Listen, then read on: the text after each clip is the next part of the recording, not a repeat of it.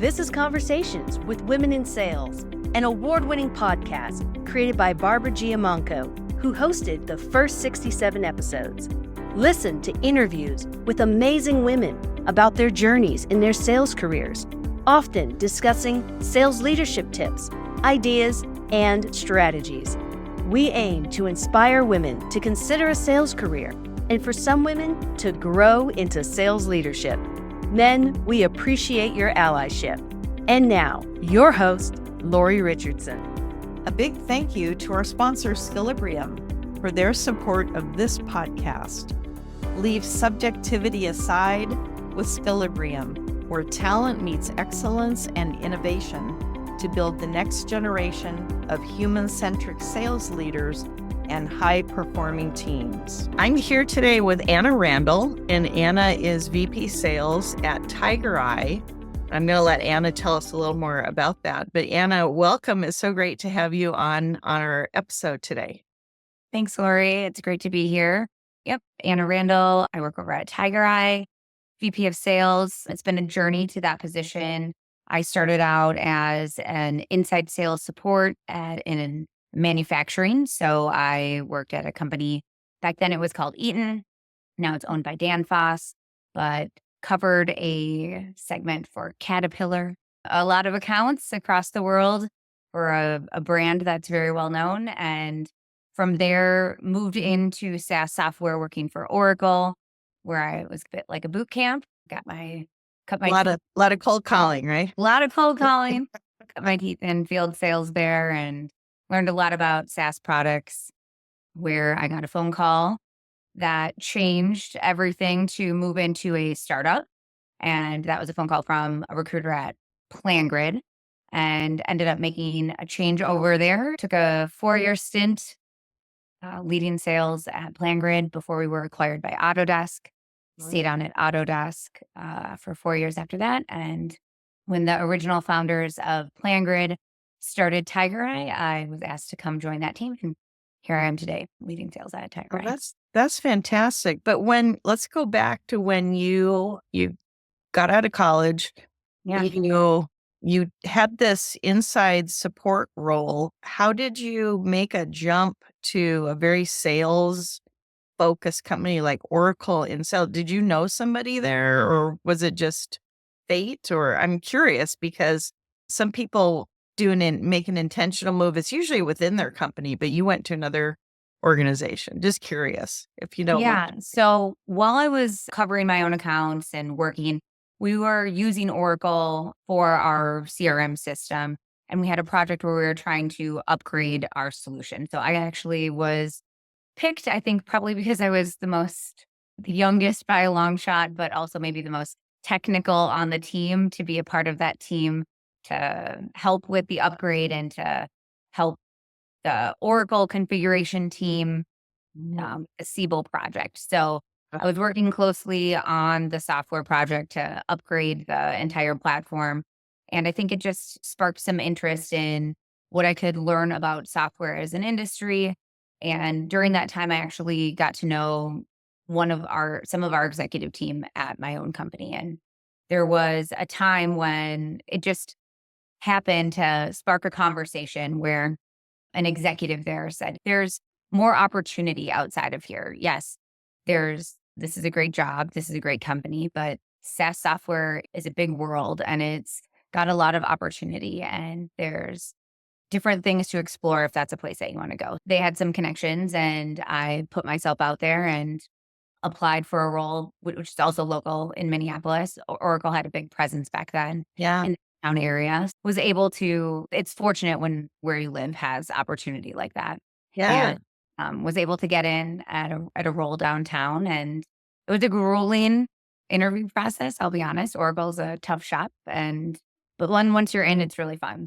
I was able to make that jump, it was interesting and overwhelming for the first, I would say, 8 months, because the terminology between manufacturing and SaaS software is wildly different. Yeah. And it was very male majority at Oracle, right? Yeah. At that time, they were hiring a little bit different. They were rolling out a class of programs. So you had some younger folks coming in, and there was a little bit more diversity because they were looking to change things up a bit. But you definitely had most of the senior leaders and most of the leadership was male dominated. And they were also often overhired. So you were like 10 to 1 rep to manager. So you often also didn't have a lot of face time in terms of training, onboarding. You were given an account list and a computer and said, "Oh yeah, here's your There you number. go. Yep. Here's the There's your phone. phone. Get going." I'm familiar. Yeah, you're expected to do a lot with what you had. It was for people that were ambitious and wanted to get after it. I think there was a lot of room to grow, and you also had a lot of people that were in the same boat. So you made friends quickly, and you learned strategies together. You fostered a lot of teamwork, a lot of collaboration, and definitely made a lot of mistakes. So a lot of learning. Yeah, the sink or swim mentality when you're in a role like that. And I bet being in office with other people that you could hear their calls and things like that, that's one of the great things about being in office. I'm all for remote. I think remote's great, but that is something that I think helps the newer sellers is being able to hear somebody get hung up on or them laughing about it or being able to handle a question out of the blue and debriefing afterwards to your cube mate or the person across from you. Don't you think there was some good value in that? Oh, and it was motivating, right? You'd hear one person make a call that would last more than 30 seconds, or they would get through to somebody and not be hung up on it. It would motivate you to dial 10 more numbers to try to get through to somebody as well. So it was a bit of the whole environment was meant to give you some confidence, but also make sure that you were held accountable. Yeah, absolutely. Accountability is important. I know one of the things that you like to talk about is authenticity in sales and how do you stay or how do you be authentic when i- it can be hard, I think, sometimes to be authentic. We often try to mimic other people. I always like to find the most successful people and do what they do, but still be true to myself. What ideas do you have around authenticity? That was something I struggled with the first when I started in corporate America at that job in Oracle. I would say that was probably one of the things I struggled with the most. And as I grew out of that, and especially when I started at PlanGrid, it's something that came a little bit more natural. And it might have been because in the startup world, you're given a lot more freedom to try more things. There's less scripts. And I was maybe just a little bit more mature because I had more years under my belt. But Oh, it's definitely one of those things where the more real you are with who you are, the more the buyer believes what you're selling. There's this trust that you need to convey with anybody that's buying anything that you're selling. And if you can cut through some of the time that it takes to build that credibility, I think that just cuts down any time in a sales cycle. So trying to convey that to anybody that I've coached or anybody that I've mentored or anybody that I've managed were just lessons that I felt weren't given to me early in my sales career. And so I try to teach those to people right out of the gate that if you are whatever you're into, whatever way that you talk to your best friends, whatever way you talk to your family, bring those things into the way that you sell. Don't try to read the script the way everyone else does. Don't try to fit into the box exactly. Let those little glimmers of yourself come through because it builds that credibility really quickly with the customer. yeah, credibility and trust. And that's what is so important. That people are not going to engage with you too much unless they feel like what you're talking about, you're trustworthy, you're looking at their best interest. And I think just being buyer focused takes us being as transparent as we can be within reason, right? Yeah. And I think part of that is human connection. People don't, especially in the age of AI, nobody wants to be sold to from an automatic recording. People don't want to be sold to by robots. Right. A script is helpful. People need to know, especially as you're getting started, you need to know what to say, how to say it. There's prompts and words that need to be memorized on some front. Yes, those things are important. You need to know what to say and when to say it. And then those jobs are pressure filled. Cold calling is pressure filled for sure. Yeah. And it's important to have something to lean back on. But leaning back also on things that you know to be true about yourself are almost easier than leaning back on a script about a product or a company. So I think teaching those things and letting those things shine in your team or in yourself as a seller are also really important. Yeah, that's really important. And being in a company now, TigerEye, where your product is based around generative AI, what do you think about all the frenzy around we're going to all lose our jobs? And, how we really need to focus on the human factors that AI can't replace. Luckily, we're only replacing parts of the business that have to do with the business intelligence. So the numbers, the math, the parts of the job that nobody really likes. So hopefully people will love that piece of it and they get to do the strategic, the human part of the job more often. So that part is great about TigerEye. I think there is definitely room in the world for both things. There's always parts of jobs that people don't love doing. And the more we can automate that and free up resources to do the parts of the jobs that we love, which are often the human connection piece, the talking to, the asking questions, the creative side of the work, the stuff that honestly I don't think will ever be able to be outsourced. I think that's the goal of technology. So I'm hopeful for the future. I'm hopeful that even in selling, there's bits of the job that sellers and sales folks don't love doing.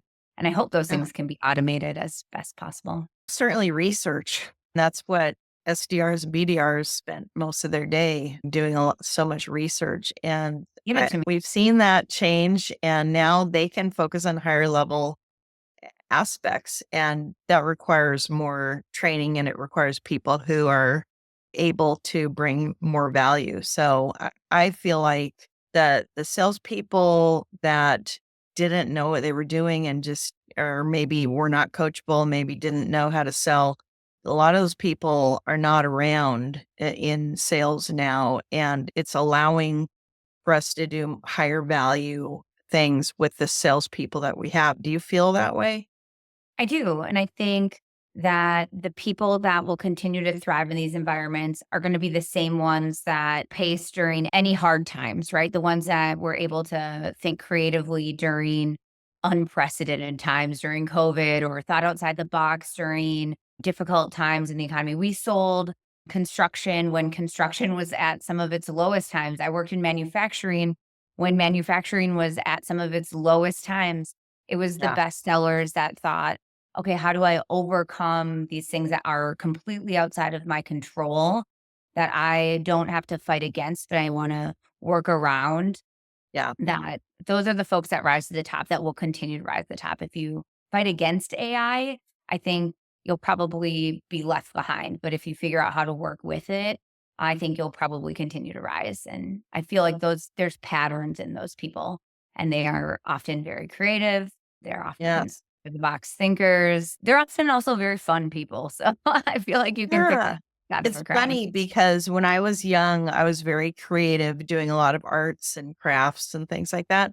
And as I got older, I put the music aside and I put all the arts and but then one day in sales, I realized you have to be creative because sometimes we have to come up with alternate ideas that what we're doing isn't working and we need to try other things. And creativity is hugely important. So thank you for bringing that up. I appreciate it.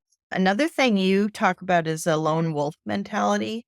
And sometimes as individual contributors and as leaders as well, I think we can get stuck in our own heads. What do you how do you eliminate that mentality? It probably goes back a little bit to my roots, born and raised in Minnesota. Out here, we've got a camp that every kid goes to called Wolf Ridge. There's a lot of wolves in Minnesota. We've got a lot of places where we preserve wolves.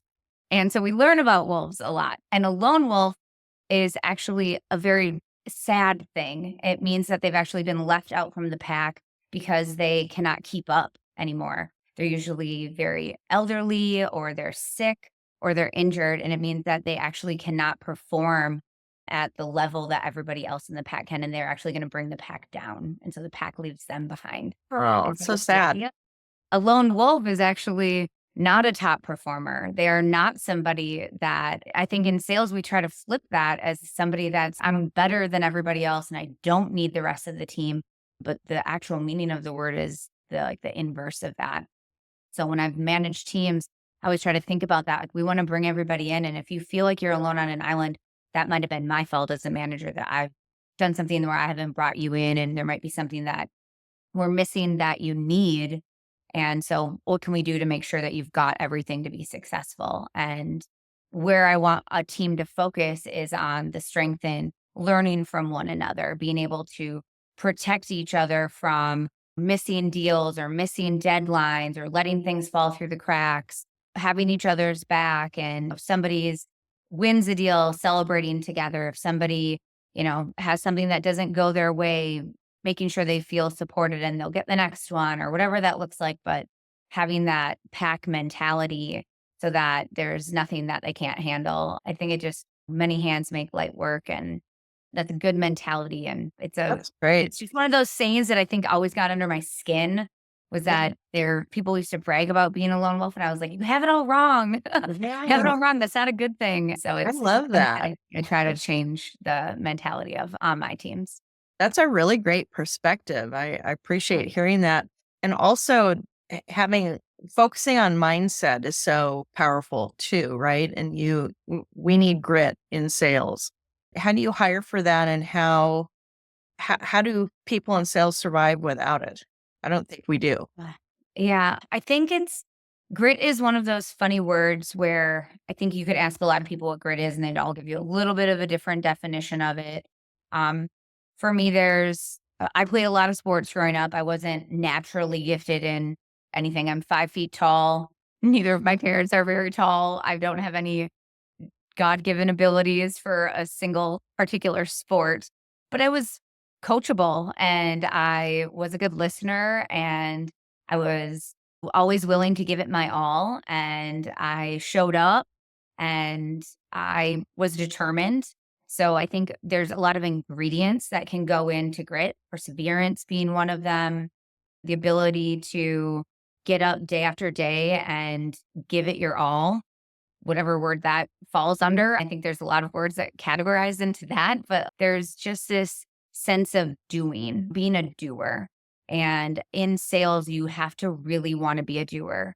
When I was hiring at PlanGrid, I used to tell people all the time, this job is not hard. You call people, you tell them about a product that's phenomenal, and then you ask them for money. It's not hard. And most people say yes. The product was so good. That's all you have to do. But you have to work really hard to do well here. So you have to decide, is that what you want to do? Do you want to work hard? Because if you do not want to work hard, you're not going to work for me. And if you want to go try to not work hard, but do very hard work, but very little of it, you're going to have to go work somewhere else. Because there are roles like that where you just have to try a little bit, but it's really hard work for a little bit of time. There's opportunities like that out there. So it's just what grit looks like depends on the role, depends on the company, and depends on sometimes even the product that you're selling.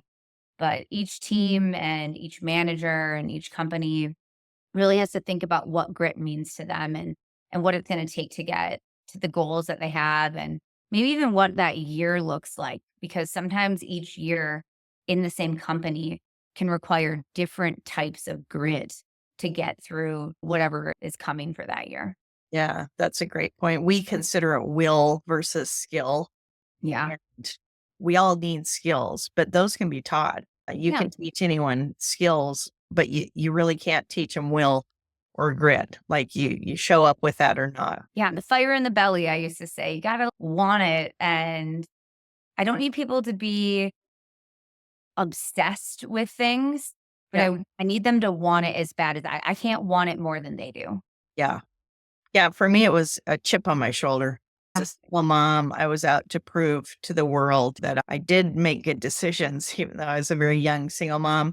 And I did have a plan, and every success just confirmed that for me. And it was the great thing about selling is that you know where you stand at any time. It's, Yeah. you don't have to wonder, "Oh, I wonder what my boss thinks." You're either selling or you're not. You're either taking actions that lead to sales or you're not. I used to tell people we can break it down here. What are your goals? And you don't need to sugarcoat it with me. It's not to if your goal is you want to buy a boat at the end of the year, tell me it's to buy a boat. Tell me how much the boat costs. Let's start a virtual piggy bank for it and let's fill it up. Let's figure it out. And I think Right.